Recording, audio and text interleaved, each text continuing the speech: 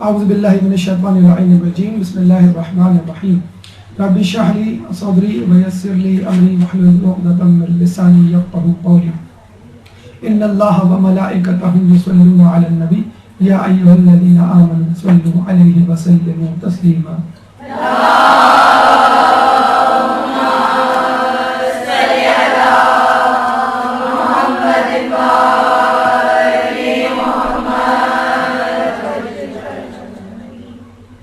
ہماری آج کی گفتگو کا موضوع ہے سیرت حضرت ابو طالب۔ ویسے تو ان کی وفات پچھلے دنوں گزری ہے، لیکن چونکہ اس دن آپ کا انٹروڈکٹری لیکچر تھا جو طویل ہو گیا تھا، جس کی وجہ سے جناب ابو طالب پہ گفتگو نہ ہو سکی، لیکن درخواست کی گئی کہ اس موضوع کو لے لیا جائے کیونکہ شخصیت بڑی ہمگیر، بڑی اہم اور افسوس کے ساتھ کہ متنازع بھی ہے۔ چنانچہ جناب ابو طالب کی پہ گفتگو کرنے سے پہلے قرآن کی آیت سورہ انفال کی آیت نمبر 17 کا تذکرہ کریں گے، جس میں اللہ تعالیٰ فرماتا ہے وَمَا رَمَيْتَ إِذْ رَمَيْتَ وَلَكِنَّ اللَّهَ رَمَى، کہ وہ جو کنکریاں تم نے ماری تھی تم نے نہیں ماری تھی بلکہ اللہ نے ماری تھی۔ یہ اشارہ ہے رسول اللہ کے اس عمل کی طرف کہ جس میں رسول اللہ نے جنگ بدر میں مولا علی کو کہا کہ میرے ہاتھ میں کچھ سنگریزے دو۔ مولا علی نے ان کے ہاتھ میں چند سنگریزے دیے اور رسول اللہ نے وہ سنگریزے کافروں کی طرف پھینکے اور یہ کہا کہ تمہارا منہ سیاہ ہو، اور اس کے بعد وہ سنگریزے ان کے آنکھوں میں پڑے اور وہ وہاں سے راہ فرار اختیار کرتے ہوئے بنے۔ یعنی اللہ تعالیٰ اس آیت میں فرماتا ہے کہ رسول وہ سنگریزے تم نے نہیں مارے بلکہ ہم نے مارے۔ یعنی اللہ تعالیٰ کو اگر کسی کا فعل پسند آ جائے اور اس فعل میں اس شخص کی خلوص نیت شامل ہو تو اللہ تعالیٰ اس شخص کے فعل کو اپنا لیتا ہے، اڈاپٹ کر لیتا ہے، اون کر لیتا ہے، کہتا ہے کہ تم نے نہیں کیا یہ کام، یہ میں نے کیا یہ کام۔ اور اسی طرح اگر ہم سورہ الضحیٰ آیت نمبر 6 کی طرف جائیں تو اللہ تعالیٰ فرماتا ہے الم یجدک یتیما فآویٰ، اے رسول جب تم یتیم تھے تو ہم نے تم کو پناہ دی۔ تو کیا رسول اللہ کو پناہ دینے والا اللہ تھا؟ جی نہیں، رسول اللہ کو پناہ دینے والے رسول اللہ کے چچا حضرت ابو طالب تھے، کہ جن کی پناہ کو اللہ تعالیٰ نے اپنی پناہ قرار دیا۔ تو جس طرح سورہ انفال آیت نمبر 17 میں اللہ تعالیٰ نے رسول اللہ کے فعل کو اپنا فعل کہا، چنانچہ سورہ الضحیٰ میں اللہ تعالیٰ نے ابو طالب کے فعل کو، یعنی رسول اللہ کے پناہ دینے کے فعل کو، رسول اللہ کی پرورش کے فعل کو اپنا فعل قرار دیا۔ اور آپ کو معلوم ہے کہ ہمارے یہاں احادیث میں کسی یتیم کی پرورش کے بارے میں کتنے فضائل وارد ہوئے۔ خود صحیح بخاری میں ایک حدیث میں آیا ہے کہ رسول فرماتے ہیں کہ اگر کوئی شخص کسی یتیم کی پرورش کرے گا تو وہ میرے ساتھ قیامت کے دن اس طرح ہوگا جیسے ہاتھ کی 2 انگلیاں، اور رسول اللہ نے اشارہ کر کے دکھایا۔ تو جو شخص کسی یتیم کی پرورش کرے تو وہ رسول کے ساتھ جو اسی یتیم کی پرورش کرے، یعنی خود رسول اللہ کی پرورش کرے، تو وہ رسول اللہ کے کتنے قریب ہو۔ اور جناب ابو طالب کی یہ پرورش جو تقریباً 44 سال جاری رہی۔ حضرت ابو طالب نے رسول اللہ کو 6 سال کی عمر میں اڈاپٹ کیا، پرورش کے کی ذمہ داری لی، اور اس کے بعد ہجرت مدینہ سے 3 سال پہلے رسول اللہ کی عمر 50 سال تھی، 6 سال میں آپ نے لیا۔ تقریباً 44 سال رسول اللہ کی زندگی کے حضرت ابو طالب نے ان کو اپنی زیر سایہ پرورش میں گزروائے۔ تو ہم اندازہ لگا سکتے ہیں کہ رسول اللہ کی علم، رسول اللہ کی زندگی کا انتہائی جسے کہتے ہیں کہ اہم اور طویل دور خود حضرت ابو طالب کی پرورش میں گزرا، اور یہ پرورش اتنی زیادہ تھی کہ جب رسول اللہ کہ چچا ابو طالب کا انتقال ہوا اور اس کے بعد 1 مہینے کے وقفے سے جناب خدیجہ کا، تو اس سال کو لوگوں نے عام الحزن کا سال قرار دیا اور اس کو غم کے طور پہ منایا۔ تو رسول اللہ ہی کو حضرت ابو طالب کی معرفت نہیں تھی، اس زمانے میں رسول اللہ کے اصحاب کو بھی معرفت تھی، اور رسول اللہ کے اس رشتے، اس تعلق کو وہ بھی سمجھا کرتے تھے کہ رسول اللہ پہ تربے 2 صدمے کیسے سہیں گے۔ چنانچہ آؤ ہم رسول اللہ کے ان صدمات کو، ان 2 غموں کو شیئر کریں۔ نہ صرف یہ کہ لوگوں نے محسوس کیا بلکہ خود خداوند متعال نے محسوس کیا۔ چنانچہ حضرت جبرائیل کو وحی دے کر بھیجا کہ رسول کو کہو کہ رسول اب مکہ رہنے والی جگہ نہیں رہی۔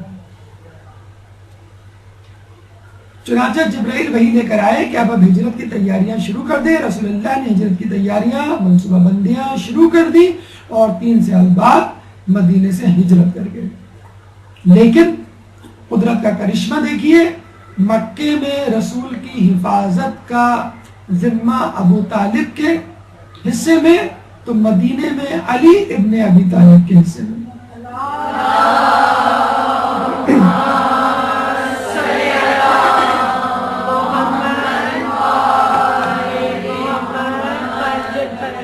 مکے کی حفاظت کی یا حفاظت رسول کی سنت کو ابو طالب کے بیٹے علی نے مدینے میں زندہ رکھا۔ اور کیا ہونا چاہیے؟ قرآن کی سورہ رحمان آیت نمبر 60 کے تحت حل جزاء الاحسان الا الاحسان، ہمیں رسول کے اس محسن کو اچھے ناموں سے یاد کرنا چاہیے۔ احسان کی جزا اس کے سوا کیا ہو سکتی ہے کہ سوائے اس پر احسان کیا جائے جس نے تم پر احسان کیا۔ احسان کی جزا احسان کے سوا اور کیا ہو سکتی ہے؟ چنانچہ انسانیت پر احسان کرنے والے رسول کو اگر محسن انسانیت کہا جائے تو ضروری ہے کہ اسلام پر احسان کرنے والے کو محسن اسلام کہا جائے۔ لیکن افسوس کے ساتھ کہا جاتا ہے، کیا کہا جاتا ہے کہ لوگوں نے نہ صرف یہ کہ ان کے احسان کا بدلہ احسان سے نہیں دیا، بلکہ الٹا الزام لگا کر ان کی شخصیت کو متنازع اور مسخ شدہ بنانے کی کوشش کی۔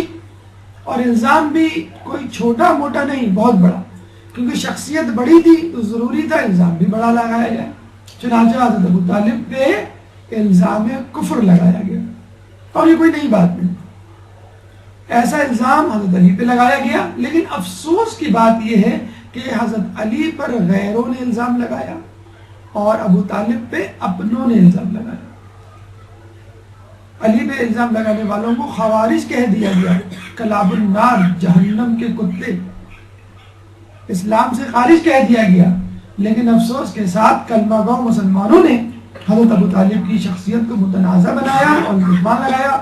اور کچھ لوگ کہا کرتے ہیں، اور شاید صحیح کہا کرتے ہیں، کہ یہ شاید یہ بغض علی کا نتیجہ تھا کہ جہاں علی کی شخصیت کو مسخ کیا گیا، متنازع بنایا گیا اور ان کی فضیلت، مقام و مرتبے کو کم کرنے کی ناکام کوشش کی گئی، وہاں پر کوشش یہ کی گئی کہ حضرت علی کے حسب نسب اور والد اور آباء و اجداد کو کسی طرح لوگوں کی نظروں میں کمتر بنا کر پیش کیا جائے۔ چنانچہ اس سازش میں نہ علی کے خلاف کفر کے فتوے لگانے والے کامیاب ہوئے اور نہ علی کے والد حضرت ابو طالب کے بارے میں کفر کے فتوے لگانے والے کامیاب ہوئے۔ الحمدللہ حضرت ابو طالب کی معرفت، ان کا مقام، ان کا مرتبہ، ان کے چاہنے والوں کی نظروں میں آج تک وہی ہے کہ جو ہونا چاہیے، جو رسول اللہ کی نگاہ میں تھا۔ اور آئے دن گاہے بگاہے ہم اس معرفت کو زندہ کرتے رہیں گے، لوگوں تک اس کا پیغام پہنچاتے رہیں گے۔ چنانچہ آئیے آج ہم حضرت ابو طالب کی شخصیت کے حوالے سے کچھ معلومات، کچھ معرفت حاصل کرتے ہیں۔ گفتگو کا پہلا مرحلہ تعارف ابو طالب، گفتگو کا دوسرا مرحلہ قبل اسلام حضرت ابو طالب کی زندگی، اس کے بعد پرورش رسول میں حضرت ابو طالب نے کیا کیا قربانیاں دی، وقت شہادت حضرت ابو طالب نے کس طرح اقرار اسلام کیا، 5ویں مرحلے میں معصومین کی گواہی حضرت ابو طالب کے سلسلے میں، پھر علماء اہل سنت حضرت ابو طالب کے بارے میں کیا گواہی دیتے ہوئے نظر آتے ہیں،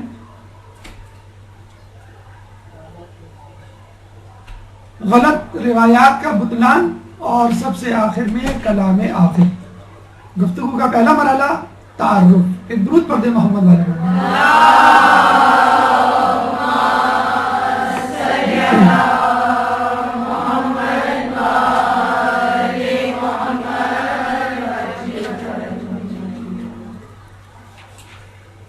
حضرت ابو طالب کی ولادت 535 عیسوی، یعنی رسول اللہ کی ولادت سے 35 سال پہلے آپ کی ولادت ہوئی۔ شہادت کے حوالے سے کئی تواریخ ہیں، 26 ربیع الاول جو ابھی گزری ہے کچھ دنوں پہلے، 26 رجب ایک تاریخ ہے، 15 شوال ایک تاریخ ہے، 1 ذی قعدہ ایک تاریخ ہے۔ یہاں پہ سوال پیدا ہوتا ہے کہ یہ 4 تواریخ کیوں؟ تو یہ سوال بی بی سیدہ کے حوالے سے بھی پیدا ہوتا ہے کہ ان کی شہادت بھی 2 تواریخ کے حساب سے منائی جاتی ہے، اور علماء عالم یہی کہتے ہیں کہ شاید اللہ کی مصلحت تھی کہ بی بی کا تذکرہ زیادہ سے زیادہ ہو، اور غالباً ابو طالب کے بارے میں بھی خدا کی مصلحت یہ ہو کہ اگر 4 تاریخ شہادت ہوگی تو 4 ایام میں، سال میں 4 مرتبہ ابو طالب کا تذکرہ ہوگا، ان کا غم منایا جائے گا۔ تو جب رسول کے اصحاب پورے سال ابو طالب کا غم منا سکتے ہیں تو ابو طالب کے چاہنے والے 4 دنوں میں ابو طالب کا غم کیوں نہیں منا سکتے؟ بعثت کا 10واں سال تھا کہ جب آپ کی شہادت ہوئی، اور آپ کی شہادت ہی ہجرت کے لیے اسباب میں سے ایک اہم ترین سبب بنا۔ نام عبد المناف اور عمران کے نام سے بھی مشہور ہے، کنیت ان کی ابو طالب ہے، سب سے بڑے بیٹے طالب کے حوالے سے بہت زیادہ حالات ہمیں نہیں معلوم۔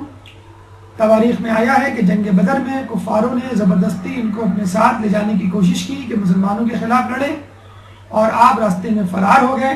ان کے آخری اشعار جو ہمیں کتابوں میں ملتے ہیں ان کے ترجمے کے مطابق انہوں نے یہ کہا کہ کفار جو مجھے زبردستی لے جانا چاہتے ہیں، میں دعا کرتا ہوں کہ وہ ہار جائیں، شکست دوچار ہوں اور شرمندہ ہوں۔ اس سے اندازہ ہو سکتا ہے کہ حضرت ابو طالب کے بڑے بیٹے طالب بھی حضرت ابو طالب کے کیمپ سے تعلق رکھتے تھے اور مومن تھے۔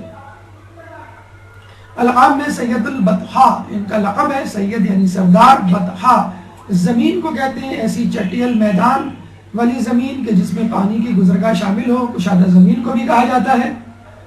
خود مکہ مکرمہ کو بطحا کہا جاتا ہے کیونکہ مکہ مکرمہ سے آب زمزم، چائے زمزم، چشمہ زمزم گزرتا ہے، اور یہ وہاں کے سردار تھے۔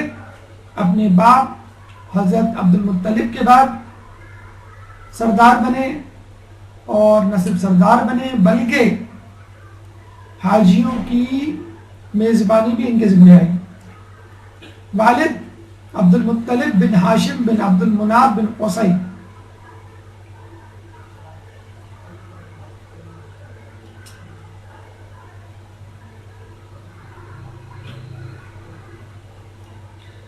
ہمارے عقیدے کے مطابق رسول اللہ کے والد، ان کے دادا، ان کے پردادا، تمام افراد اوپر تک حضرت آدم علیہ السلام تک حامل ایمان تھے۔ حضرت ابو طالب تو بہت دور کی بات۔ والدہ فاطمہ بنت عمر مخزومی جو کہ حضرت عبداللہ کی بھی والدہ تھی، یعنی حضرت عبداللہ رسول اللہ کے والد۔ چنانچہ حضرت علی کے والد ابو طالب اور رسول اللہ کے والد جناب عبداللہ، دونوں کی والدہ ایک ہی تھی۔ اور یہ بھی جان لیجئے کہ ابو لہب رسول اللہ کا سوتیلا چچا تھا۔ یہ بھی قدرت کی ایک مصلحت تھی کہ دونوں نوروں کے اجداد کو ایک ہی والدہ سے، ایک ہی عورت سے پیدا کیا۔ زوجہ فاطمہ بنت اسد ابن ہاشم.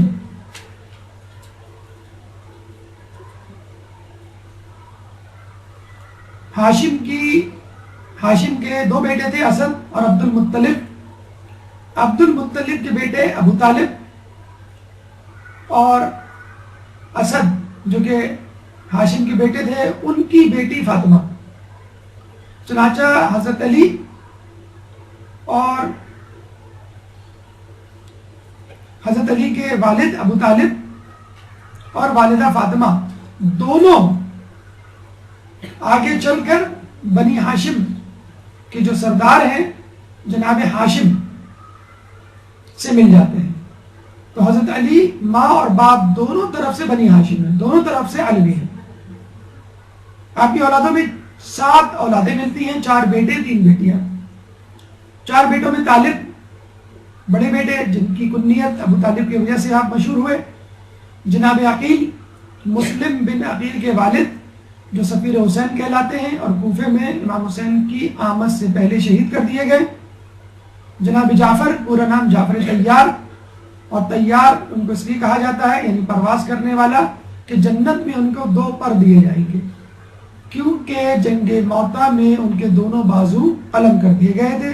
چنانچہ بازو کی شہادت خود اپنی شہادت سے پہلے دینے کی سنت بنی ہاشم میں پرانی ہے.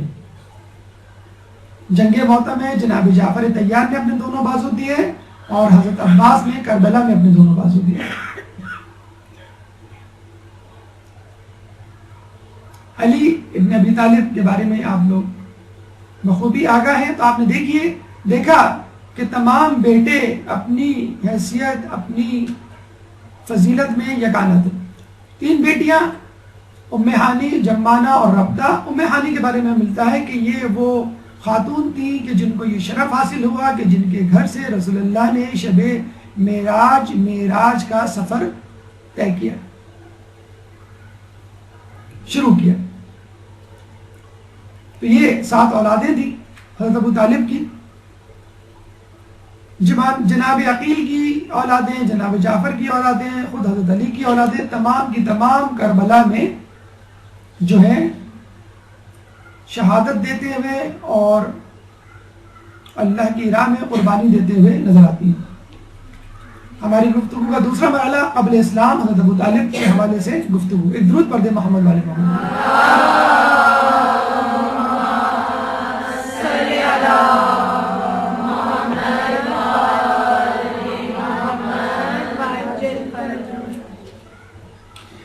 اسلام سے پہلے ہمیں بہت زیادہ تفصیلات تو نہیں معلوم حضرت ابو طالب کی. ہاں یہ معلوم ہے کہ تاریخ میں کسی بھی باب میں، کسی بھی صفحے پہ، کسی بھی سطر پہ آپ کی بت پرستی، شراب نوشی، جوئے کا تذکرہ نہیں ملتا، نہ اپنوں کی کتابوں میں نہ اغیار کی کتابوں میں. چنانچہ اگر حضرت ابو طالب کا ایمان ثابت نہیں تو کفر بھی ثابت نہیں. یہ بات اب ثابت ہو گئی، مسلمہ ہو گئی کہ حضرت ابو طالب کا اگر ایمان کافی ثابت نہیں تو کفر بھی کوئی ثابت نہیں کر سکتا. پیشے کے حوالے سے تاجر تھے، گندم اور عطریات پرفیومز کی تجارت کیا کرتے تھے. گندم انسان کی ضروریات میں سے ایک اہم ضرورت، عطریات انسان کی زینتوں میں سے ایک اہم ضرورت، اور ایسی زینت جس کے بارے میں کہا گیا ہے کہ خوشبیات یا معطریات یا عطریات میں اسراف نہیں، کہ جس کو لگا کے آدمی نماز پڑھے تو نماز کی افضلیت میں، نماز کے درجے میں، نماز کے فائدے میں اضافہ ہو جاتا ہے. اور یہ کہا جاتا ہے کہ انہوں نے تجارت اپنے لیے نہیں کی بلکہ اپنے لوگوں کے لیے کی، مکے کے رہنے والوں کے لیے کی. باقاعدہ ایک تجارتی نمائندے، ایجنٹ بن کر انہوں نے ملک سفر کیا، مثلا یمن، شام، مصر، لبنان وغیرہ، اور وہاں جا کے لوگوں کو اس بات میں قائل کیا کہ بھئی آپ ہر سال حج کے موقع پہ، عمرے کے موقع پر خانہ کعبہ کی زیارت کو تو آتے ہیں. اچھا اس زمانے میں حج عمرہ اپنے انداز سے ہوا کرتا تھا. لوگ بہرحال اسلام سے تو ناآشنا تھے لیکن اپنے طور پہ یہ سمجھا کرتے تھے کہ بہرحال یہ خدا کا گھر ہے، عظیم مقدس عبادت گاہ ہے. چنانچہ مسلمان تو کیا، کئی عیسائی بھی آیا کرتے تھے. اسی لیے ابرہہ نے خانہ کعبہ پہ لشکر کشی کی تھی کہ خود عیسائی لوگ بھی اس گھر کی عظمت کے معتقد تھے. تو حضرت ابو طالب نے ان کو اس بات میں قائل کیا کہ بھئی آپ حج عمرہ زیارت وغیرہ کے لیے تو آتے ہیں، جب آپ آئیں تو اپنی اپنی سوغات اپنے ساتھ لے کر، ہم میں سے جو خریدار ہوں گے وہ آپ کے مال کو خریدیں گے، ان کو شام یا لبنان نہیں آنا پڑے گا، مصر نہیں آنا پڑے گا. اور یہ بھی ہو سکتا ہے کہ یمن کے لوگ اپنی سوغات مصر کے لوگوں کو، مصر کے لوگ اپنی سوغات شام کے لوگوں کو بیچیں.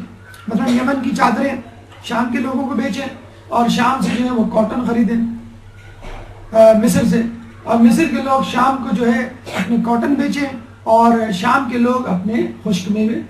یعنی اپنی اپنی سوغات کے لیے ایک دوسرے ممالک جانے کی ضرورت نہیں ہے. مکہ معظمہ جب آپ آئیں تو وہ خود تجارتی مرکز بن جائے گا خود بخود، اور خود مکے والے بھی اپنی چیزیں اپنی سوغات بیچ سکتے ہیں، مثلا کھجوریں وغیرہ. تو اس طرح مکہ معظمہ اس زمانے کا ایک بزنس ہب بن گیا. بالکل ایسے ہی جیسے آج کل دبئی UAE کے شیخوں نے یہ کام کیا کہ اپنے کلائنٹس کو یہ کہا کہ آپ یہاں پہ پیٹرول بھروا سکتے ہیں، ہم ڈسکاؤنٹ پہ دیں گے، آپ یہاں شاپنگ کر سکتے ہیں، ہم ڈیوٹی فری شاپس لگائیں گے. چنانچہ پروازوں نے وہاں پر آنا شروع کیا، دنیا کا تو دوسرا یا تیسرا بڑا ایئرپورٹ بن گیا، اور اس بہانے ان کی بزنس ان کا جو ہے معیشت کو استحکام ملا. تو حضرت ابو طالب کی بزنس اسٹریٹجی سے نہ صرف خود ان کو بلکہ مکے والوں کو زیادہ فائدہ ہوا. حضرت ابو طالب فقط تاجر ہی نہیں تھے، اور ہمارے یہاں تو مشہور ہے اگر کوئی آدمی تاجر ہو، بزنس مین ہو، تو اس کو شعر و شاعری یا کسی فن سے لگاؤ نہیں ہوتا. حضرت ابو طالب کی شاعری اتنی مشہور ہے کہ کہا جاتا ہے کہ اگر وہ حضرت علی کے والد نہ ہوتے یا رسول اللہ کے چچا نہ ہوتے تو شاید مشہور شاعر کے طور پہ مشہور ہوتے، زیادہ مشہور ہوتے. گفتگو سے زیادہ وہ شاعری کیا کرتے تھے، اور شاعری بھی لہو لعب والی شاعری نہیں، ایک ایسی شاعری جس سے انسان کے ایمان کو تازگی ملے. حضرت ابو طالب کے 3000 اشعار فقط توحید پرستی پر مشتمل ہے. فقط توحید، 3000 اشعار، تو آپ اندازہ لگا لیجئے کتنے ہزار اشعار کے مالک ہوں گے. ان کی شعر و شاعری کی بلندی کا اندازہ اس بات سے لگا لیجئے کہ جب نجاشی کے دربار میں حبشہ میں پہلی ہجرت ہوئی تو مکے سے عمر بن العاص جو بعد میں معاویہ کا دست راست بنا، وہ نجاشی کے دربار میں پہنچا اور وہاں پہ نجاشی کو قائل کرنے کی کوشش کی کہ یہ لوگ گمراہ ہو گئے ہیں، ان کو ہمارے حوالے کرو، یہ باغی ہیں. اسی وقت حضرت ابو طالب نے یہ محسوس کیا کہ خطرہ ہے کہ نجاشی ان کو یعنی مسلمانوں کو کفار کے حوالے کر دیں. انہوں نے فوراً ایک قاصد روانہ کیا جس کو ایک رقعہ دیا. اس رقعے میں پوری منظوم تحریر تھی کہ جس میں اسلام کی خوبیوں اور صفات کا تذکرہ تھا کہ ہم پہلے کیا تھے اور اب کیا ہو گئے. نجاشی نے جب وہ نظم پڑھنی شروع کی تو وہ لاجواب ہو کے رہ گیا. عمر بن العاص کی تقریر ایک طرف اور حضرت ابو طالب کی نظم اور اشعار ایک طرف. فقط ان کے اشعار پڑھ کر وہ قائل ہوئے بغیر نہ رہ سکا، اور جو کچھ رہی صحیح کسر تھی وہ اس حضرت ابو طالب کے بیٹے جعفر طیار کی تقریر نے پوری کر دی، جنہوں نے سورہ مریم کو نامہ کلام بنا کر نجاشی کو قائل کیا. چنانچہ کفار کی تمام تر کوششوں میں پانی پھیرنے والے یا تو باپ تھے یا بیٹے، یعنی حضرت ابو طالب تھے یا ان کے بیٹے حضرت جعفر طیار. ایک درود پڑھ دیں محمد علی محمد.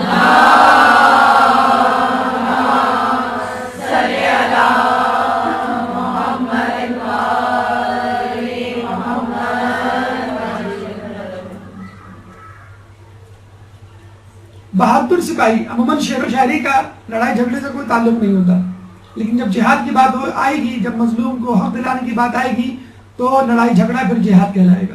بہت بہترین سپاہی، بہادر سپاہی، اتنے بہادر سپاہی کہ مکے کے ہر قبیلے کے لوگ ان کو اپنے ساتھ جنگ میں لے جانا چاہتے تھے کہ تم ہمارے ساتھ چلو، ہمارے ساتھ لڑنا مت، فقط ایک خیمے میں بیٹھے رہنا، تمہاری موجودگی اور تمہاری حمایت ہمارے لیے کافی ہے ہمارے دشمن کو پچھاڑنے کے لیے. بالکل ایسے ہی ہے کہ جیسے کسی ٹیم میں کسی مشہور پلیئر کو شامل کر دیا جائے نہ اس کو کھلایا جائے اور نہ اس سے کوئی خدمت لی جائے، فقط نام لکھ دیا جائے اپنے سامنے والے مخالف اپوننٹ پر ایک نفسیاتی تاثر چھوڑنے کے لیے۔ اور آپ نے دیکھا ہوگا فٹ بال کا میچ ہو، کرکٹ کا میچ ہو، کسی کا بھی میچ ہو، وہ مشہور پلیئر اگر کسی ٹیم میں موجود ہوتا ہے تو اس کی موجودگی کافی ہے ٹیم کو جتوانے کے لیے۔ تو حضرت ابو طالب کی موجودگی کافی ہوتی تھی۔ ہاں یہ الگ بات ہے کہ جب وہ جاتے تھے تو اس بات کا خیال رکھتے کہ میں حق پرست، حق والوں کے ساتھ ہوں جو حق پر ہوں، اور وہ شرائط لگاتے تھے دیکھو عورتوں اور بچوں پہ حملہ نہیں کرنا، ضعیفوں کو نہیں چھیڑنا، جو فرار ہو جائے ان کا پیچھا نہ کرنا، درختوں کو نقصان نہیں پہنچانا، یعنی وہ تمام شرائط جو بعد میں آگے چل کے رسول اللہ نے پیش کی اور جس کو اسلام کا مستقل حصہ بنا دیا گیا۔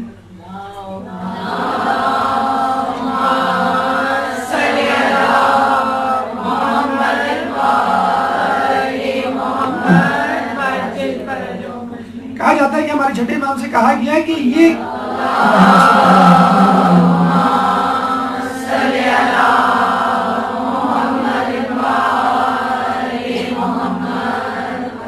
کیا بات ہے کہ ابراہیم تو نمرود کی آگ میں بے خوف و خطر کود پڑے، بے خطر کود پڑا آتش نمرود میں عشق، عقل ہے محو تماشائے لب بام ابھی۔ تو ابراہیم علیہ السلام تو فوراً کود پڑے اور موسیٰ علیہ السلام سانپوں کو دیکھ کے تھوڑا سا ڈر گئے۔ تو امام نے جواب دیا کیونکہ ابراہیم کے صلب میں ہم اہل بیت کا نور شامل تھا، تو جس کے صلب میں علی ابن ابی طالب کا نور شامل ہو وہ کیسے لمحے بھر کے لیے بھی ڈر سکتا ہے۔ تو یہ بہادری اور سپاہیانہ پن حضرت علی کے آباء و اجداد میں شروع ہی سے بدرجہ اولا موجود تھا۔ عہدے کی ہم بات کریں، یقیناً ایسا شخص جو شاعر بھی ہو، بہادر بھی ہو، لوگوں کا خدمت گزار بھی ہو، اس کو یہ پہنچتا ہے کہ وہ سردار بنے۔ چنانچہ عہدۂ سقایت و رفادت حج، یعنی حاجیوں کو پانی پلانے کی ذمہ داری اور ان کی میزبانی، کھانے پلانے کا انتظام، یہ آپ کی ذمہ تھا۔ سید البطحات ہے، یعنی جو سردار ہوتا ہے اس کے ذمے حاجیوں کی نگرانی بھی ہوتا ہے، اور یہ لقب آج تک وہاں کے لوگوں نے اپنے پاس رکھا ہوا ہے، خادم الحرمین والشریفین۔ یہ الگ بات ہے، اس کے ساتھ ساتھ وہ کچھ اور بھی ہیں، یعنی خادم الحرمین والشریفین والامریکین۔ تو اس زمانے میں ایسا نہیں تھا، حقیقت میں وہ خادم الحرمین والشریفین تھے، اس لیے کہ وہ اپنے زمانے میں پیسے نہیں لیا کرتے تھے کھانے پینے کے۔ آپ مکے جائیں، سب سے قریب ترین جو زمزمہ ٹاور ہے وہاں ٹھہرے 5 دن کے لیے 12 لاکھ روپے دینے پڑیں گے، اور اندازہ لگا لیں ہم 12 لاکھ، اس جیسے 14 ٹاور بن رہے، 40 ٹاورز بنیں گے، 40 ٹاورز میں آپ اندازہ لگا لیں کتنے لوگ بیٹھیں گے، اور 12 لاکھ کے حساب سے کیا ریٹ ہوں گے۔ اس وقت تو تقریباً 70% ریونیو آمدنی سعودی عرب کو تیل کی مد میں ہوتی ہے، لیکن آئندہ آنے والے دور میں ان کی نظریں جو ہے وہ حج کی آمدنی پر ہے، کیونکہ تیل کی قیمت سعودی عرب میں 50% کم ہو چکی ہے۔ جو حالات چل رہے ہیں جہاں جگہ جگہ اپنی جو ہے ٹانگ اڑائی بھی ہے، اس کے حوالے سے 50% تیل کی قیمت کم ہو چکی ہے۔ تیل، بجلی، گیس، پانی، تمام کی قیمتیں بڑھ گئی۔ تیل کی قیمت 50% زیادہ ہو گئی، پیٹرول کی قیمت 50% زیادہ ہو گئی، 50% سعودی عرب میں ابھی ریسنٹلی ہوا ہے، اور تمام بل جو ہے وہ زیادہ آ رہے ہیں۔ تو ابھی جو آنے والا دور ہے اس میں ان کو بڑی مشکلات ہیں۔ دوسری بات یہ کہ امریکہ میں جو آئل تھا ایکسپورٹ ہونا شروع ہو گیا ہے، پہلے تو وہ نکالتے تھے لیکن اپنے تک محدود کرتے تھے، اب ان کی طرف سے یہ ایمبارگو ختم ہو گیا، سیلف ایمبارگو انہوں نے لگایا تھا اپنے آپ کو سیف سائڈ کرنے کے لیے، آنے والے دنوں میں ہمیں اس کی تیل کی ضرورت پڑی، یہ نہ ہو کہ ختم ہو جائے۔ تو دوسروں کا تو تیل جو ہے انہوں نے تیل کی دھار دیکھ کے مزدار جو ہے ان کے بزنس کو جو ہے بالکل ٹھپ کر دیا، اور اب وہ اپنا بزنس شروع کر رہے ہیں، انہوں نے اپنا آئل ایکسپورٹ کرنا شروع کر دیا ہے۔ آنے والے وقتوں میں کچھ معلوم نہیں کہ خادم الحرمین و شریفین امریکین جائیں گے یا برٹین۔ چلیں آگے چلتے ہیں، ہم تو بات کر رہے ہیں ایمان ابو طالب کی، بلکہ یہاں تو ہمیں روایتیں ملتی ہیں کہ جب امام سے پوچھا گیا کہ عیسیٰ کے آخری وصی رسول سے پہلے کون تھے، تو جواب ملا امام سے، تو امام نے جواب دیا خود حضرت ابو طالب تھے.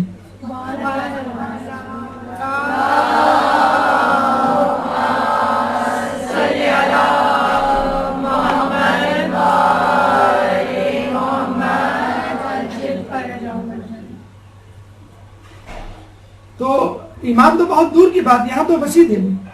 اب آئیے ہماری گفتگو کا تیسرا مرحلہ، پرورش رسول. ایک درود پڑھ دیں محمد والے محمد.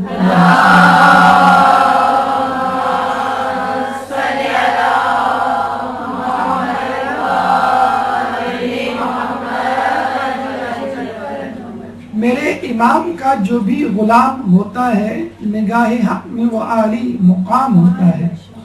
کسی کی کر دے اگر پرورش ابو طالب تو کم سے کم وہ نبی یا امام ہوتا ہے.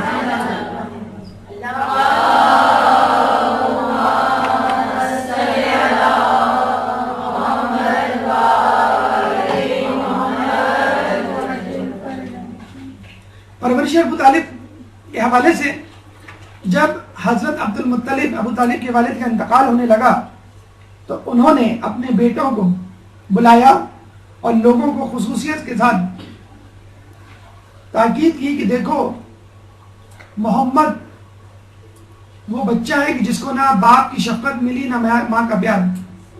چنانچہ تم لوگوں پہ یہ ذمہ داری عائد ہوتی ہے کہ تم اس کی حفاظت کرو، اس کو محبت دو، اس کی پرورش کرو. اور خصوصی طور پہ حضرت ابو طالب کی یہ ذمہ داری لگائی کہ تمہیں محمد کو اپنے ساتھ رکھنا ہے. خصوصی طور پہ 4 لوگوں کو ہدایت کی کہ تمہیں رسول کے ساتھ ساتھ رہنا ہے. جناب عباس، جناب حمزہ، جناب جعفر، جناب علی. جناب عباس چچا رسول اللہ کے ساتھ ساتھ رہتے تھے. بیعت عقبہ اول، بیعت عقبہ ثانی جو رسول اللہ نے مدینے والوں کے ساتھ کی، کہ جس کے نتیجے میں بیعت اول میں 12 لوگ، بیعت ثانی میں 75 لوگ ایمان لائے. رسول اللہ جب مکے کے لوگوں سے مایوس ہو گئے، مزید کوئی ایمان کی جسے کہتے ہیں کہ امید نظر نہ آئی قبول کرنے کی، تو رستے میں بیٹھ جایا کرتے تھے حاجیوں کے اور حج پہ آنے والوں کے، زیارت کرنے والوں کے، مکے کے، کعبے کے، ان کو تبلیغ کیا کرتے تھے. تو مدینے کے لوگ بھی آیا کرتے تھے. تو مدینے کے لوگوں نے جب آپ سے باتیں سنی تو بہت متاثر ہوئے. 12 لوگ اسلام لائے اور رسول اللہ اور اللہ کی جو ہے وہ شہادت دی. پھر 75 لوگ ایمان لائے. پھر رسول اللہ صلی اللہ علیہ وسلم نے کہا کہ آپ کی باتیں ہمیں بہت اچھی لگتی ہیں، اور جب ہم جا کر اپنے لوگوں کو یہ باتیں بتلاتے ہیں جو ہم نے سنی تھی اس سے پہلے، تو بہت لوگ متاثر ہوئے تھے. اور ہمیں یقین ہے اب بھی لوگ متاثر ہوں گے. لیکن اگر آپ خود بنفس نفیس مدینے چلیں تو ہمیں یقین ہے کثیر لوگ آپ کے ہاتھ پر بیعت کر لیں گے، ایمان لے آئیں گے. حضرت عباس سامنے بیٹھے ہوئے تھے. انہوں نے کہا کہ دیکھو محمد، تم یہاں پہلے ہی مشکلات سے دوچار ہو. مکہ تو تمہارا اپنا محلہ ہے، اپنا گھر ہے. یہاں تم زحمت میں مبتلا ہو لوگوں کے ہاتھوں، لوگ تمہارے دشمن ہیں. تو مدینہ تو اجنبی جگہ ہے، وہاں کیا ہوگا؟ تو 75 لوگوں نے فوراً کہا کہ ہم نے 2 چیزوں پر بیعت کی، اللہ کی وحدانیت اور رسول کی رسالت. اب ہم تیسری بیعت کرتے ہیں کہ آپ کو مارنے سے پہلے آپ کا دشمن پہلے ہمیں قتل کرے گا. جب یہ تیسری بیعت کی تو رسول اور جناب عباس اور ان کے اصحاب مطمئن ہوئے اور پھر انہوں نے ہجرت کے لیے ارادہ باندھا. تو حضرت عباس وہ شخصیت ہے کہ جنہوں نے فتح مکہ کے وقت بہت بڑا قتال ہونے سے لوگوں کو بچایا. کہ اگر مسلمان آ جاتے 10,000 کا لشکر حملہ کر دیتا تو کئی 100 جانے جاتی. لیکن وہ فوراً ابو سفیان کے پاس گئے، بلکہ ابو سفیان خود جانا چاہتا تھا. تو حضرت عباس جو ہے ابو سفیان کو لے کر گئے، ورنہ تو مدینے کے لوگ ان کو مارنے کے لیے دوڑ پڑے تھے. تو انہوں نے سب لوگوں کی تلواروں سے ابو سفیان کو بچایا. رسول اللہ کی خدمت میں حاضر ہوئے اور ابو سفیان کو کہا کہ اب بھی وقت ہے کہ تم ایمان لے آؤ. تم مکے کے سردار ہو، اگر تم ایمان لے آئے تو انشاءاللہ رسول اللہ تم کو بھی معاف کر دیں گے، مکے والوں کو بھی معاف کر دیں گے. مکے والے کثیر تعداد میں اسلام لے آئیں گے اور مکہ بغیر قتل و غارت کے محفوظ ہاتھوں میں چلا جائے گا. تو یہ ان کی حکمت عملی تھی جناب عباس کی، کہ جس کی وجہ سے جو ہے ایک بہت بڑی جنگ ہونے سے بچ گئی. لیکن افسوس کے ساتھ کہنا پڑتا ہے حضرت عباس کے آنے والے لوگوں نے، آنے والی نسلوں نے، بنو عباس جنہیں کہتے ہیں، انہوں نے جو ہے اہل بیت پر مظالم لائے. بہرحال اس میں حضرت عباس کا کوئی قصور نہیں, آنے والے لوگوں نے ایسا کیا. تو حضرت عباس نے مرتے دم تک رسول اللہ کی حفاظت میں کوئی دقیقہ فروگزاشت نہیں کیا. جعفر طیار کے بارے میں ہم آپ کو بتا چکے ہیں, اور حضرت علی کی شخصیت اظہر من الشمس. حضرت عبد المطلب کی شہادت کے بعد حضرت ابو طالب نے واقعی میں رسول اللہ کی پرورش کا حق ادا کیا. علم یجد کا یتیما فآوا, باقی اللہ کے لیے بھی واجب ہو گیا تھا کہ اس آیت کے ذریعے ابو طالب کے فعل کو اپنا فعل قرار دیں. حضرت ابو طالب جہاں جاتے اپنے ساتھ لے کے جاتے, جہاں سوتے اپنے ساتھ سلاتے, اپنے بستر پہ اپنے بیٹوں کو نہیں سلاتے, رسول اللہ کو سلاتے, بلکہ رسول اللہ کے بستر کو تبدیل کر دیا کرتے تھے ہر رات, بلکہ بعض اوقات رات میں کئی بار, تاکہ دشمن رسول اللہ کو قتل کرنے کی غرض سے آئے تو نہ قتل کر پائے. اور یہ سلسلہ رسول اللہ کی عمر مبارک 50 سال جب ہوئی اس وقت تک جاری رہا. 40 سال کی عمر میں انہوں نے اعلان رسالت کیا, اور اس کے بعد 10 سال مکے میں. تو اس سے پہلے بھی اور اس کے بعد بھی, اعلان رسالت سے پہلے, اعلان رسالت کے بعد, آپ ہمیشہ رسول اللہ کو اپنے ساتھ رکھتے تھے, اور ان کو اندازہ تھا کہ کس طرح رسول اللہ کی جان جو ہے وہ خطرے میں ہے. چنانچہ اپنے ساتھ جہاں جاتے وہاں لے جاتے.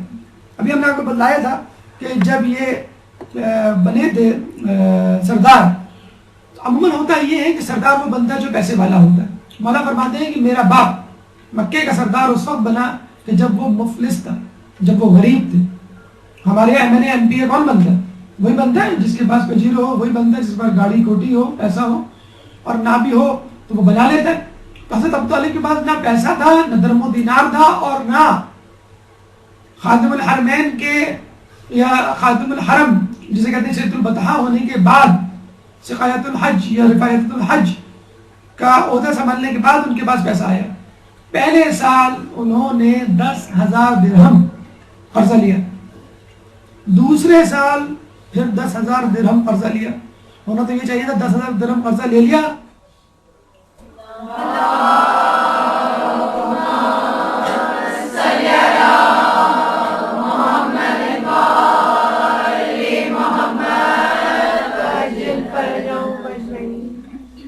ہونا تو یہ چاہیے تھا کہ 10,000 قرضہ لیا تو اگلے سال 20,000 بنا لیتے, پھر 30, پھر 40, نہیں, دوسرے سال بھی 10,000 قرضہ لینا پڑا. اس کا مطلب کیا ہوا کہ وہ بزنس کے لیے حاجیوں کی خدمت نہیں کرتے تھے, پروفٹ نہیں لیا کرتے تھے, اس کا کوئی عوض نہیں لیا کرتے تھے.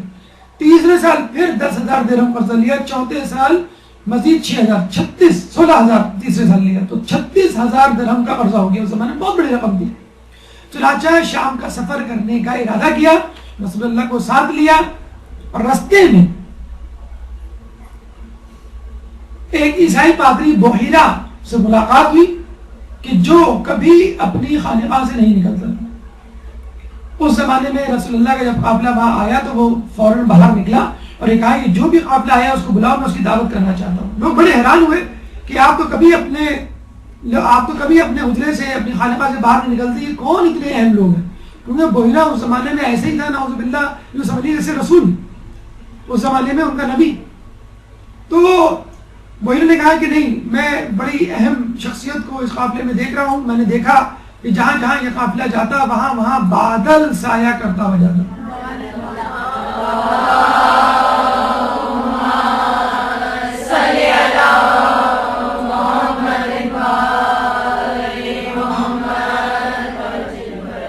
جہاں یہ قافلہ جس درخت کے نیچے پڑاؤ کرتا اس درخت کی شاخیں جھک جاتی تعظیماً. تو یقیناً یہاں پہ ان کے ساتھ کوئی ایسی شخصیت موجود ہے جو کہ نبی ہے. مگر میں دعوت کرنا چاہتا ہوں, ان سب کو بلاؤ. سب آ گئے دعوت پہ. تو بحیرہ نے کہا کہ کیا سب آ گئے؟ انہوں نے کہا کہ نہیں, میرے خیال میں کوئی ایک شخصیت نہیں آئی. ہاں, ایک بچہ نہیں آیا. وہ بچہ ہے, اس کو ہم نے اپنے سامان کی حفاظت کے لیے درخت کے نیچے اونٹوں کے ساتھ چھوڑ دیا. اس نے کہا نہیں, اسی بچے کو تو لاؤ. اس بچے کے لیے دعوت کی ہے میں نے. اس بچے کو لایا گیا رسول اللہ کو, اور کہا گیا, رسول اللہ سے کہا کہ تم لات و عزا کی قسم کھاؤ کہ تم میرے سوال کا جواب دو گے. لات و عزا ان کے بت تھے. رسول اللہ نے فوراً انکار کر دیا. تو وہ سمجھ گیا اور یقین اس کو ہو گیا. اس نے کچھ سوالات کیے جو سونے سے متعلق تھے, حالت نوم سے متعلق تھے, اور وہ سوالات سے جان گیا کہ یہ نبی ہے. پھر کہا کہ تم اپنی قمیض اوپر کرو، تو شان مبارک پر دونوں کاندھوں کے درمیان شان مبارک پہ مہر نبوت تھی. وہ فوراً جو ہے پہچان گیا کہ یہ نبی ہے. ابو طالب کو کہا کہ دیکھو تم شام لے جا رہے ہو، لیکن چونکہ یہ ہونے والا نبی ہے، وہاں پہ موجود عیسائی اس کو زندہ نہیں چھوڑیں گے اور حسد میں آگے قتل کر دیں گے. چنانچہ ضروری ہے اگر تم اس کی جان کی حفاظت چاہتے ہو تو واپس لے جاؤ. حضرت ابو طالب 36,000 درہم کے مقروض تھے. اتنا خرچہ وہ کر چکے تھے، یہ بھی قرض میں جاتا، لیکن ان کو رسول اللہ کی جان عزیز تھی. فوراً واپس ہوئے اور رسول اللہ کو بحفاظت مکے واپس لے آئے. تو حضرت ابو طالب رسول اللہ کو اپنے ساتھ رکھتے، اپنے وطن میں بھی کچھ دیر کے لیے بھی رسول اللہ آنکھوں سے اوجھل ہو جاتے تو فوراً گھبرا کے باہر نکل آتے. اور ہم کو ہمیشہ یہ یقین تھا کہ اگر رسول اللہ قتل ہوئے تو قریش کے سرداروں کے ہاتھوں قتل ہوں گے. ایک دفعہ رسول اللہ صبح سے نظر نہیں آئے. بنی ہاشم کے نوجوانوں کو ساتھ لیا اور یہ کہا کہ جاؤ تم بنی ہاشم کے جو قریش کے سردار ہیں ان کے ساتھ ایک ایک کر کے بیٹھ جاؤ اور اپنی آستینوں میں خنجر چھپا لو. اگر میں محمد کو ڈھونڈنے جا رہا ہوں، اگر میں واپس آیا اور تم محمد کو میرے ساتھ نہ پاؤ تو ابو جہل کو قتل کر دینا، جو زمانے میں ان کا سردار ہوا کرتا تھا. چنانچہ آپ ڈھونڈنے کے نکلے تو صفا کے مقام پہ کوئی صفا پر رسول اللہ نظر آئے. بڑے خوشی ان کو ساتھ لے کر آئے. جب حرم میں داخل ہوئے تو انہوں نے اشارہ کیا نوجوانان بنی ہاشم کو. انہوں نے اپنے آستینوں سے خنجر نکالے. اس وقت بآواز بلند ابو طالب نے سرداران قریش کو مخاطب ہو کے کہا کہ دیکھو آج محمد مجھے نظر نہیں آئے، چنانچہ میں نے سمجھا تم لوگوں نے اسے قتل کر دیا. چنانچہ میں ڈھونڈنے نکلا اور ان کو میں نے اشارہ کر دیا تھا کہ اگر میرے ساتھ محمد کو نہ پاؤ تو اپنے سردار کو قتل کر دینا، قریش کے سرداروں کو جن میں ابو جہل سب سے بڑا تھا. تو اگر آئندہ تم نے کوئی ایسی بات سوچی، سازش کرنے کی کوشش کی تو یاد رکھنا کہ میں تمہارا کیا انجام کروں گا. اور آپ نے دیکھا، آپ نے سنا حضرت ابو طالب کی شہادت کے بعد کس طرح رسول اللہ کے قتل کے منصوبے بنائے گئے. ہجرت کی جو رات تھی وہ دراصل رسول اللہ کے قتل کی سازش کی رات تھی. اسی رات رسول اللہ کو قتل کرنے کا بہانہ بنایا گیا، سازش بنائی گئی تھی. اور قریش کے تمام لوگوں کو، قریش کے تمام سرداروں کو یہ ذمہ داری سونپی دی گئی تھی کہ تمہیں رسول اللہ کے قتل میں شریک ہونا ہے تاکہ قصاص کسی ایک قبیلے سے طلب نہ کیا جا سکے اور کوئی قبیلہ بھی بنی ہاشم کا ساتھ نہ دے قصاص لینے میں. تو حضرت ابو طالب نے فوراً یہ بدلا دیا کہ دیکھو اگر تم نے رسول کی طرف، میرے بھتیجے کی طرف، محمد کی طرف آنکھ اٹھا کر بھی دیکھا تو تمہاری خیر نہیں. اچھا یہ بھی مان لیجئے، یہ بھی دیکھ لیجئے کہ کیا ابو طالب مکے والوں کے دشمن تھے؟ ان کی نیز تو نابودی چاہتے تھے، ان کی شکست ہار چاہتے تھے، ان کا نقصان چاہتے تھے، یا خود رسول اللہ نہیں، ایسا نہیں، وہ ان کی فلاح چاہتے تھے دنیا میں بھی اور آخرت میں بھی، اور پوری کوشش کرتے تھے اگر دنیاوی اعتبار سے کوئی فائدہ دے سکے تو دیا کرتے تھے، اور اگر آخرت کے اعتبار سے فائدہ دیں تو دیا کرتے تھے. چنانچہ مکے میں کافی عرصے سے ایک دفعہ بارش نہ ہوئی، لوگ قحط سے مرنے لگے، تو حضرت ابو طالب رسول اللہ کو لے کر آئے اور آسمان کی طرف نگاہ بلند کر کے رسول اللہ کے وسیلے سے دعا مانگی. اور جب دعا مانگی تو بارش ہوئی، اور ایسی بارش ہوئی کہ پورا مکہ جل تھل ہو گیا. اس کا خوبصورت منظر آپ آئی ہوئی فلم محمد میں دیکھ سکتے ہیں، جو کہ ایران کی طرف سے بنی ہے اور بہت خوبصورت مووی ہے اور سب سے مہنگی مووی اس وقت ایران کی اس کو کہا جاتا ہے. اور انہوں نے بنائی ہے جنہوں نے آسمانی بچے بنائی تھی، جس نے 9 آسکر ایوارڈ جیتے تھے ایک زمانے میں. خود محمد کی مووی کو بھی آسکر ایوارڈ کے لیے نومینیٹ کیا جا رہا ہے. امریکہ، کینیڈا وغیرہ میں چل چکی ہے. انگلینڈ اور دیگر یورپی ممالک میں اس پہ پابندی لگائی ہے سعودی عرب کی طرف سے کہ اس مووی کو نہ دکھایا جائے. بہرحال ایک متنازع مووی ہے، لیکن متنازع مووی ان کے اعتبار سے، ہمارے اعتبار سے نہیں. اس میں رسول اللہ کے ابتدائی 12 سال پر مشتمل حالات زندگی دکھائی گئی. پارٹ 2 اور پارٹ 3 آنا باقی ہے، لیکن اس پہلی مووی میں اتنی لیدیں ہو چکی ہے کہ کچھ نہیں معلوم آئندہ آنے والی مووی پہ کیا ہوگا. لیکن سینیمیٹوگرافی کے حوالے سے اور ٹیکنالوجی کے حوالے سے جو کہ مووی کے ٹریلرز موجود ہیں، بہت خوبصورت، جسے کہتے ہیں کہ ابتدائی زندگی کو فلمایا گیا ہے. تو رسول اللہ اور خود بنی ہاشم کے لوگ پوری کوشش کیا کرتے تھے، جیسے ہم نے آپ کو بتایا تجارت کے حوالے سے کس طرح انہوں نے ملک دورہ کیا اور کہا کہ مکے آ کر اب تجارت کریں تاکہ مکے والوں کو فائدہ ہو. تو انہوں نے پوری کوشش کی، لیکن مکے والے نہیں مانے. ان کی سرداری جو ہے وہ خطرے میں پڑ گئی تھی. بنو امیہ ویسے ہی گھات لگائے بیٹھا تھا کہ سید البطحاء یا خانہ کعبہ کی جو میزبانی ہے ان کے ذمہ آ گئی ہے، اور اگر رسول اللہ نبی ہو گئے، ہم نے ان کو نبی تسلیم کر لیا تو ہمیشہ کے لیے چھٹی ہو گئی ہماری، آئندہ کے لیے بھی میزبانی ہمارے ہاتھ سے گئی۔ اور بنو امیہ کوئی سعادت مندی، برکت، نیکی، ثواب کی خاطر تو میزبانی نہیں چاہتے تھے، وہ وہی میزبانی چاہتے تھے جو آج کل ہو رہی ہے، یعنی پروفٹ کے لیے، دو پیسے کے لیے اور فائدے کے لیے۔ اور یہ کہا بھی جاتا ہے کہ ایک زمانے میں ابو طالب سے پہلے، حضرت عبد المطلب سے بھی پہلے، کہ جب دونوں میں جھگڑا شروع ہوا خانہ کعبہ کی میزبانی کے حوالے سے، تو طے یہ پایا کہ ایک سال بنی ہاشم میزبانی کریں گے اور دوسرے سال بنو امیہ۔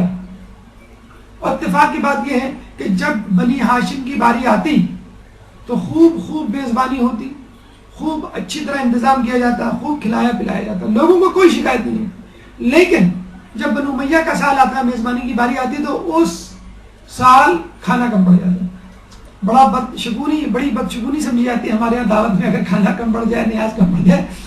خیر اچھا بھی سمجھا جاتا ہے کہ ماشاءاللہ لوگ ہی اتنے آئے کہ یہ نیاز کم پڑ گئی، لیکن ان کے ہاں بڑی بری بد انتظامی جسے کہتے ہیں صورتحال دیکھنے میں آتی تھی، اور کھانا کم پڑ جاتا تھا، لوگ ہمیشہ شکوے شکایت لے کے جاتے تھے، تو اس سے وہ اور نالا ہوا کرتے تھے۔ اور جب نبی آ گئے، بلکہ آپ نے یہ سنا بھی ہوگا، ابو جہل سے کسی نے پوچھا رسول اللہ کی صفات گنوا کر کہ کیا یہ نبی کہلانے کے قابل نہیں؟ تو ہم نے کہا بالکل، میرے حساب سے تو نبی ہے یہ۔ تو کہنے والے نے ابو جہل سے پوچھا تو پھر تم ان کو نبی کیوں نہیں مانتے؟ تو ابو جہل نے کہا کہ بنی ہاشم اور ہمارا قبیلہ تمام اعتبار سے، تمام جہتوں سے ایک جیسا ہے، تو پھر نبی بنی ہاشم سے کیوں آیا؟ بس یہ ان کو زعم تھا، یہ ان کو قلق تھا کہ نبی بنی ہاشم سے کیوں آیا، ہمارے حوالے سے کیوں نہیں آیا۔ تو رسول اللہ کے وسیلے سے بارش پہلے بھی ہوئی، پھر اس کے بعد ابن عباس کے حوالے سے واقعہ ملتا ہے کہ خلیفہ دویم نے ابن عباس کو لا کر ان کے وسیلے سے رسول اللہ کی بارگاہ میں دعا کی تھی کہ پہلے ان کے چچا کے حوالے سے ہم دعا کیا کرتے تھے، اب ان کے بیٹے ابن عباس کے وسیلے سے دعا کر رہے ہیں اور بارش ہو جایا کرتی تھی۔ بس یہ تھے ابو طالب۔ جب حضرت ابو طالب کا آخری وقت آیا تو پہلے وہ روایت سن لیجیے جو ہمارے یہاں ہے۔ ہمارے اعتبار سے جب حضرت ابو طالب کی رحلت کا وقت آیا، جو کہ خود ان کی کتاب سیرت ابن ہشام میں موجود ہے یہ واقعہ، تو رسول اللہ موجود تھے سامنے، اور انہوں نے کہا کہ چچا وہ کلمہ پڑھ دیجئے، وہ بات دہرا دیجئے اپنی زبان سے جو میں نے آپ کو کہی تھی۔ تو حضرت ابو طالب نے کلمہ شہادت پڑھ دیا، اللہ کی وحدانیت اور رسول اللہ کی رسالت کا۔ رسول اللہ بہت خوش ہوئے، بلکہ انہوں نے اپنی زبان ہلائی، لب ہلائے کہ ابن عباس نے اپنا کان ان کے قریب لے جا کے سنا، اور خوشی خوشی یہ کہا کہ رسول اللہ انہوں نے وہ بات کہہ دی جو آپ کہنا چاہتے تھے، جو آپ کہلوانا چاہتے تھے۔ رسول اللہ نے اللہ کا شکر ادا کیا کہ اللہ نے آپ کو توفیق دی کہ آپ نے اس کی وحدانیت کا اقرار کیا۔ لیکن دشمنوں نے اس حدیث میں تھوڑی سی ٹیمپرنگ کی، تبدیلی کی، اور یہ کہا کہ جب حضرت ابو طالب کچھ کہنے کا ارادہ رکھتے تھے تو اس وقت ابو جہل بھی موجود تھا۔ اس نے کہا ابو طالب کو، اے ابو طالب کیا تم عبد المطلب کے مذہب پہ نام نہیں مرو گے؟ یعنی نعوذ باللہ ان کی نظر میں عبد المطلب بھی کافر تھے۔ تو انہوں نے کہا کہ ہاں میں حضرت عبد المطلب کے مذہب پہ مر رہا ہوں۔ تو اگر ان کے مذہب پہ بھی مرے تو ہمارے حساب سے صحیح مرے، ایمان پہ مرے، ایمان پہ ان کا جو ہے وہ اختتام ہوا۔ حضرت عبد المطلب بھی حضرت ابو طالب کی طرح جو ہے صاحب ایمان تھے۔ تو لوگوں نے یہ بات پھیلا دی کہ ان کا جب انتقال ہوا تو انہوں نے جو ہے یہ کہنا پسند کیا اور دنیا سے اس طرح جانا پسند کیا کہ میں آخری وقت میں جو ہوں لوگوں کے ڈر سے یا اپنے بھتیجے کے ڈر سے اسلام کیوں قبول کروں، میں اب بھی اسی مذہب پہ رہوں گا جو پہلے تھا۔ تو ہمارے اعتبار سے پہلے بھی وہ اسلام پر تھے، آخر میں بھی اسلام پہ تھے۔ ہاں علل اعلان اسلام کا اظہار وہ اپنے مرتے وقت کیا۔ انگوٹھی پہ ان کا نقش موجود تھا، رضیت باللہ ربا و ابن اخی محمد نبیا بے ابن علی وسیا، کہ میں راضی ہوں کہ اللہ میرا رب ہے اور میرے بھائی کا بیٹا محمد میرا نبی ہے اور میرا بیٹا علی وسی ہے۔ یہ ان کی انگوٹھی پہ نقش تھا۔ تو اس سے بھی اندازہ ہو جانا چاہیے کہ آدمی انگوٹھی پہ وہی نقش کرواتا ہے کہ جو اس کا عقیدہ ہوتا ہے، بلکہ انگوٹھی پہ نقش دراصل اس زمانے میں اسٹیمپ کی حیثیت رکھتا تھا۔ لوگ اگر کبھی خط لکھتے تھے تو اپنی انگوٹھی سے دستخط کیا کرتے تھے، وہی ان کی جو ہے وہ ایک مہر ہوا کرتے تھے۔ تو یہ وقت شہادت ان کی وصیت تھی، اور اس سے پہلے بھی وہ کہا کرتے تھے کہ اے بنی ہاشم محمد کی تصدیق کرو، ان کی اطاعت کرو تاکہ ہدایت اور نجات پاؤ. یعنی اپنے لوگوں کو یہ کہہ رہے ہیں کہ رسول کی اطاعت کرو تاکہ تم ہدایت پاؤ. ہدایت کون سی؟ آخرت کی ہدایت. اور اس سے پہلے بھی کہا کرتے تھے کہ اے قریش کے لوگوں، تم رسول اللہ کی بات مانو کہ وہ سب سے بڑھ کر امانت دار یعنی امین، اور سب سے بڑھ کر راست گو یعنی صادق ہیں. یہ ان کا آخری وقت، انگوٹھی کا نقش اور وقت شہادت، ان کی گواہی اللہ کی وحدانیت کے حوالے سے، رسول کی رسالت کے حوالے سے، اور اس کے بعد معصومین کی گواہی خود ابو طالب کے بارے میں. لیکن ایک 5 منٹ کے وقفے کے بعد ایک درود پڑھ دیں محمد علیہ محمد.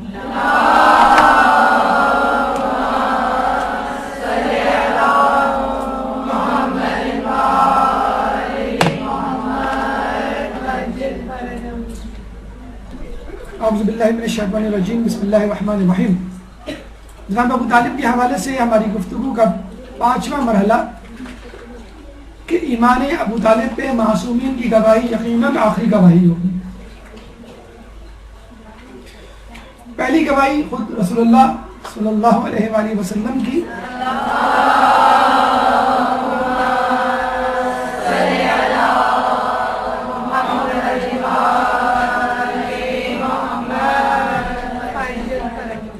رسول نے فرمایا کہ 4 لوگوں کی خصوصی شفاعت کی اجازت میں نے اپنے رب سے لی ہے، اور وہ ہیں میری ماں، میرا باپ، میرے چچا اور رضاعی بھائی. تو ایمان ابو طالب تو ایک طرف، 4 لوگوں کی خصوصی طور پہ شفاعت رسول اللہ کو ملی ہے، ماں، باپ، چچا اور رضاعی بھائی. مولا علی اپنے والد محترم کے بارے میں کیا فرماتے ہیں؟ اچھا، یہ ان کا تبصرہ یا روایت ذاتی نہیں ہے، بحیثیت امام ہے. آپ فرماتے ہیں کہ قیامت کے دن ابو طالب کا نور اپنی چمک سے دوسرے نوروں کو مات کر دے گا سوائے 5 اشخاص کے: محمد، علی، فاطمہ، حسن، حسین.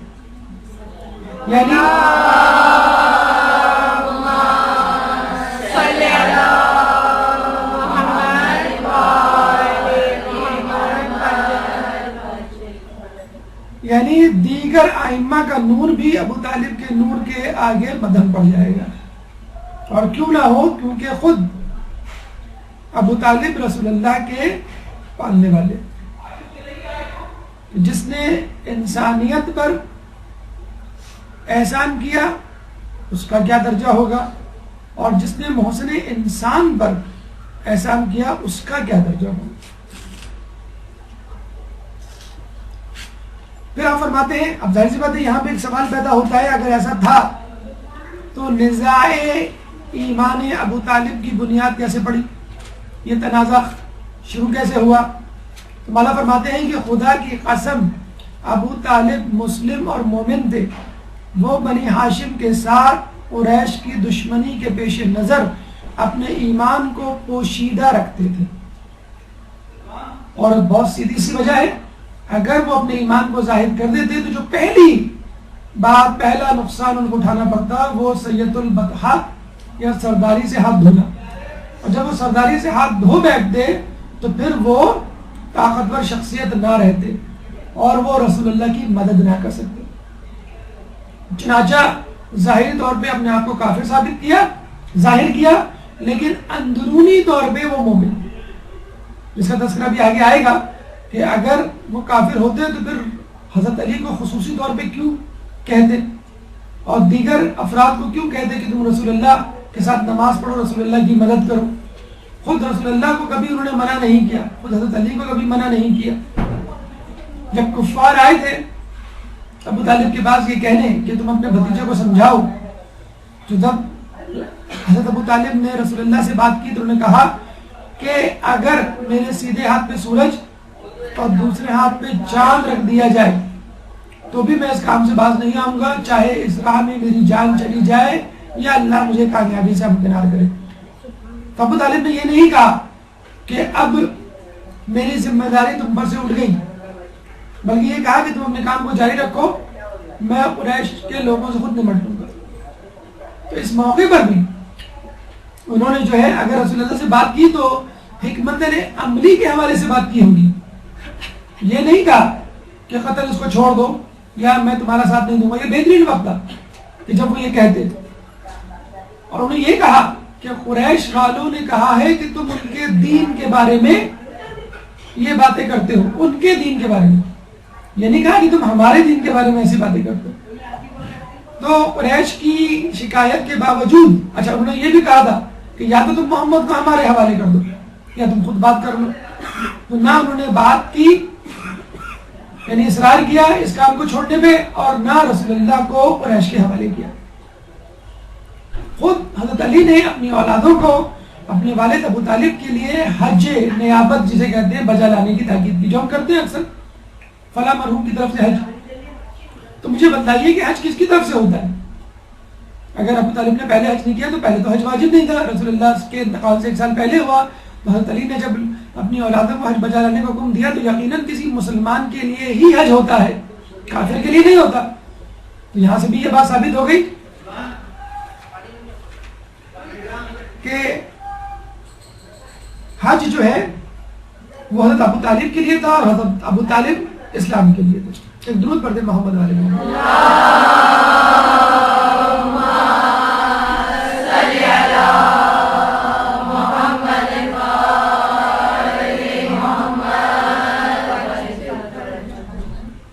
ہمارے چوتھے امام امام صدق علیہ السلام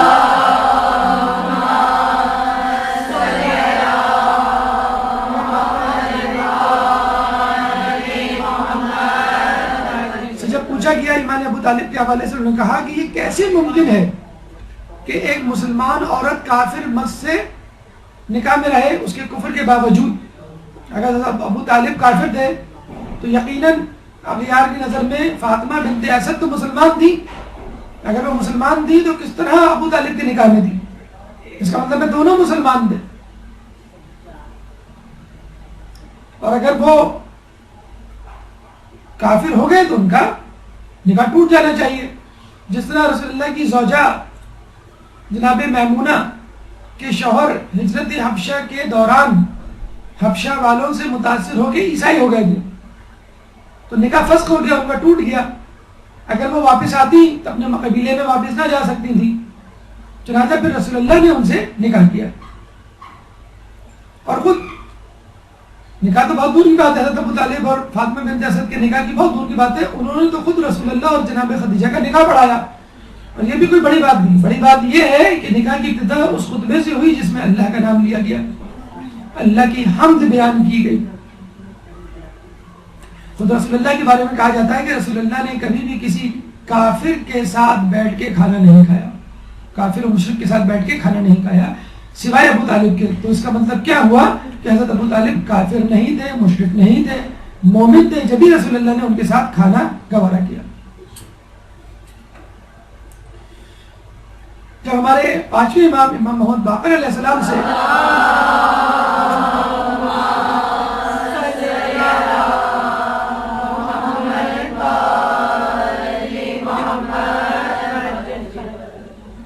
اب جناب ابو طالب کے حوالے سے پوچھا گیا تو آپ نے کہا کہ ابو طالب کا ایمان اور آج کے لوگوں کا ایمان دوسرے پلڑے میں، ابو طالب کا ایمان ایک پلڑے میں اور آج کے لوگوں کا ایمان دوسرے پلڑے میں رکھا جائے تو ابو طالب کا ایمان بھاری ہوگا۔ اب اندازہ لگا لیجئے امام باقر کے علیہ السلام کے زمانے میں کتنے بڑے بڑے پکے راسخ العقیدہ شیعہ اور مومنین ہوا کرتے تھے، لیکن ان کا ایمان تمام لوگوں کا ایک طرف اور جناب ابو طالب کا ایمان ایک طرف۔ جناب ابو طالب کا ایمان تمام لوگوں پر بھرا ہوا۔ چھٹے امام امام جعفر صادق علیہ السلام فرماتے ہیں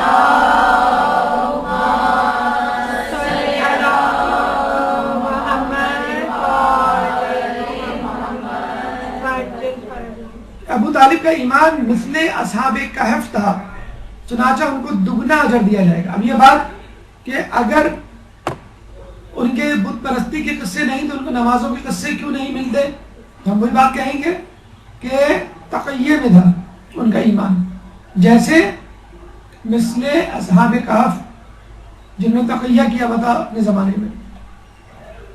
تو اگر کوئی تقیہ کرے اور اپنے دل کے ایمان کو ظاہر نہ کرے، اس میں کوئی حرج نہیں، ایسا پہلے بھی ہو چکا ہے اور اس کی اجازت اسلام نے دی ہے. 8ویں امام امام موسیٰ علیہ السلام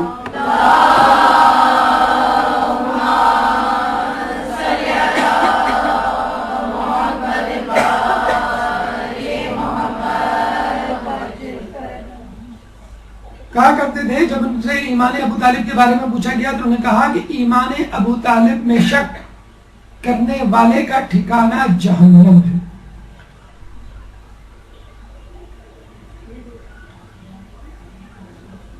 ہمارے 11ویں امام جن کی ولادت ابھی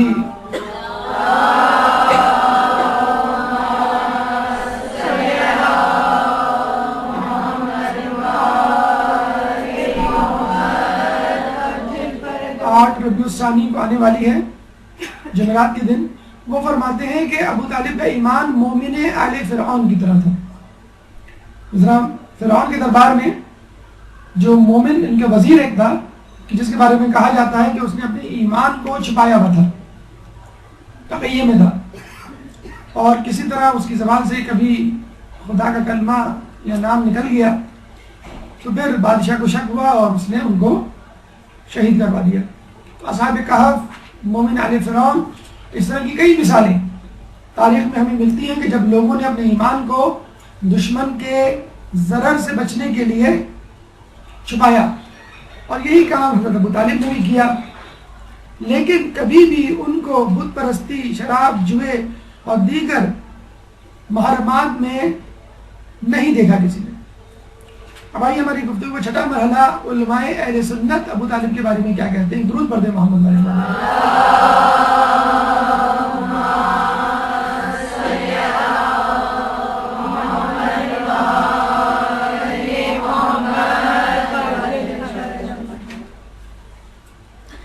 علامہ برزنجی عالم اہل سنت اپنی کتاب ضیاء العالمین جو کہ فقط انہوں نے ایمان ابو طالب کے لیے وقف کی ہے،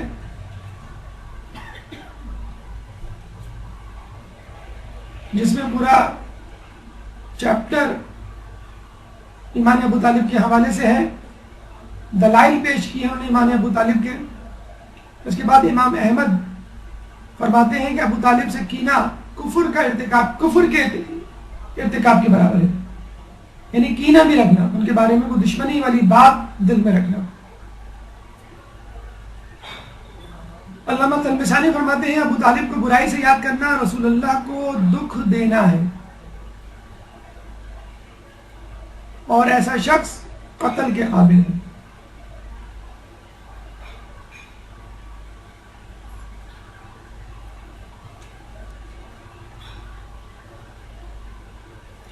علماء اہل سنت میں ایک کثیر تعداد، خود یوٹیوب پہ جناب طاہر القادری کی کلپ موجود ہے، آپ چاہیں تو اس کو دیکھ لیجئے.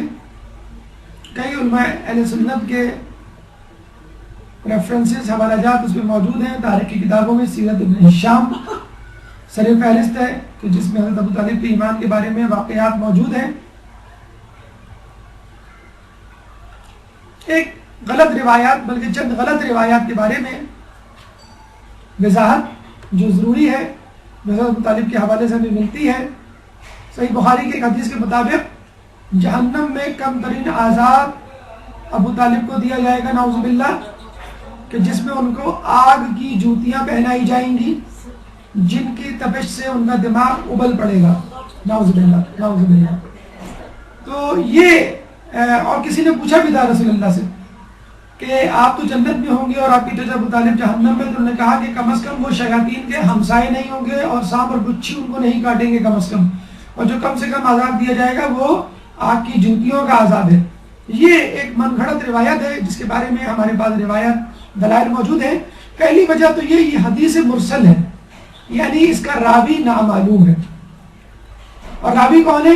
واحد راوی ہے، حبیب ابن ابی ثابت، جو کہ سقہ بھی نہیں، یعنی جھوٹا سچا نہیں ہے، اپنی روایتوں میں سچا نہیں ہے.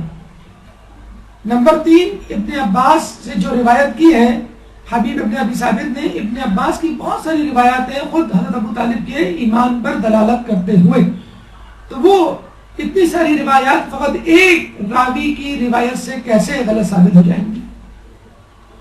تو نامعلوم راوی ہے اور راوی بھی ثقہ نہیں ہے، جس میں ایک اور راوی آیا ہے، اور دیگر روایات جو ابن عباس سے مروی ہیں وہ اس سے ٹکراتی ہیں، اس لیے یہ روایت غلط ہے. قرآن کی ایک آیت سورہ توبہ کی آیت نمبر 113 جو غلط طریقے سے حضرت ابو طالب کے حوالے سے منسوب کی جاتی ہے وہ کیا ہے؟ ما کان للنبی والذین آمنوا ان یستغفروا للمشرکین ولو کانوا اولی قربا من بعد ما تبین لهم انہم اصحاب الجحیم. نبی اور صاحبان ایمان کی شان یہ نہیں ہے کہ وہ مشرکین کے حق میں استغفار کریں چاہے وہ ان کے قرابتدار ہی کیوں نہ ہو، جبکہ یہ واضح ہو چکا ہے کہ یہ اصحاب جہنم ہے. اس روایت کا پس منظر جو اہل سنت بیان کرتے ہیں وہ یہ کہ جب رسول اللہ نے دیکھا کہ ابو طالب کا انتقال ہو گیا ہے اور وہ کلمہ حق پڑھ کر نہیں گئے اس دنیا سے، تو انہوں نے کہا کہ خدا کی قسم میں تو اپنے چچا کے لیے استغفار کرتا رہوں گا جب تک کہ وہی نازل نہ ہو جائے. اور کچھ عرصے وہ مغفرت طلب کرتے رہے اللہ سے ابو طالب کے حوالے سے، لیکن جب یہ آیت نازل ہوئی سورہ توبہ کی آیت نمبر 113 تو رسول اللہ نے ان کے لیے مغفرت طلب کرنا بند کر دیا. سادہ سا آسان سا جواب رد دلیل کے طور پہ یہ ہے سورہ توبہ مدنی سورہ ہے، جبکہ حضرت ابو طالب کا انتقال مکے میں ہو چکا تھا. 3 سال پہلے ہجرت سے حضرت ابو طالب کا انتقال ہو چکا تھا اور مدینے میں یہ سورہ نازل ہوئی. چنانچہ یہ سورہ، یہ آیت 113 مدینے کے مشرکین اور منافقین اور کفار کے لیے تھی. حضرت ابو طالب کے لیے ہوتی تو یہ آیت مکے میں نازل ہوتی.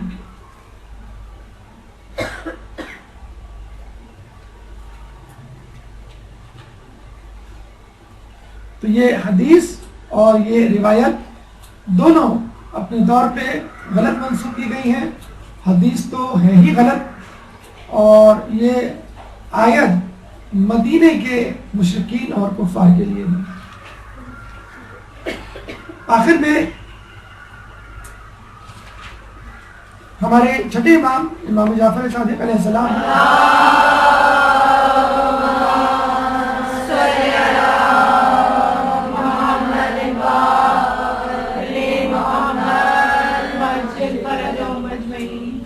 چھٹے امام کے پاس ایک شخص آیا اور کہنے لگا فلاں شخص نے مجھ سے قرض لیا ہوا ہے اور وہ قرض واپس نہیں کر رہا، میں نا امید ہو چکا ہوں، میں کیا کروں؟ امام نے کہا کہ تم 5 شخصیتوں کی نیابت میں طواف کرو، یعنی 5 شخصیتوں کے لیے طواف الگ الگ، اور پھر ہر طواف کے بعد 2 رکعت پڑھو اور پھر اللہ تعالیٰ سے ان شخصیت کے وسیلے سے دعا مانگو تو انشاءاللہ وہ شخص تمہارا قرض واپس کر دے گا. اچھا وہ شخص بھی موجود تھا اس وقت حج کے موقع پہ وہاں پر. چنانچہ اس شخص نے طواف کیا اور ہر طواف کے بعد 2 رکعت نماز پڑھی اور جو 5 شخصیات امام نے بتائی تھی ان سے ان کو منسوب کیا، یعنی حضرت عبد المطلب، ابو طالب، عبداللہ، فاطمہ بنت اسد، آمنہ بنت وہب، یعنی رسول اللہ کے دادا، رسول اللہ کے چچا، رسول اللہ کے والد، رسول اللہ کی چچی فاطمہ بنت اسد اور رسول اللہ کی والدہ آمنہ بنت وہب، ان 5 شخصیت کے حوالے سے.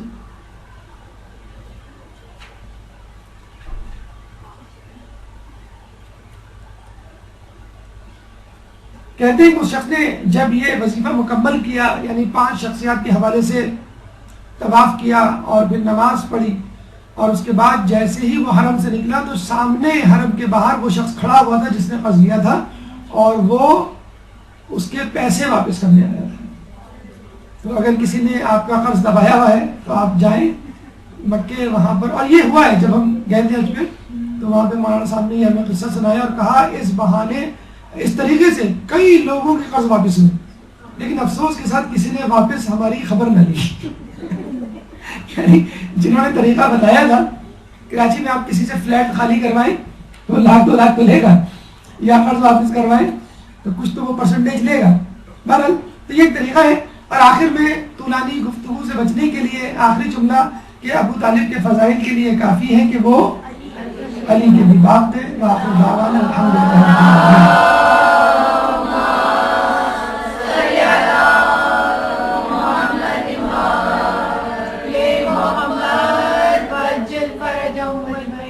برحمتك يا أرحم الراحمين وصلى الله على محمد وآله الطاهرين.